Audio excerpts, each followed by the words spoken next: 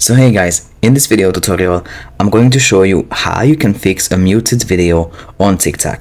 So basically, you are scrolling through your videos and once you just see a video which is muted, it's gonna say muted in the bottom left corner. So what you need to do is you just need to click on the video and then you just need to click on replace music.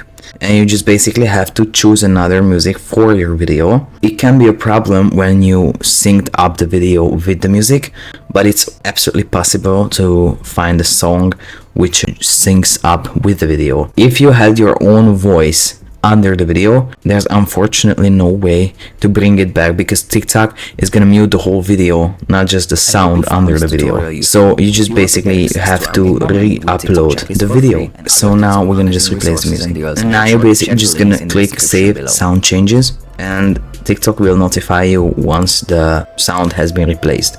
Alright, so all in all, this is how to fix muted video in TikTok.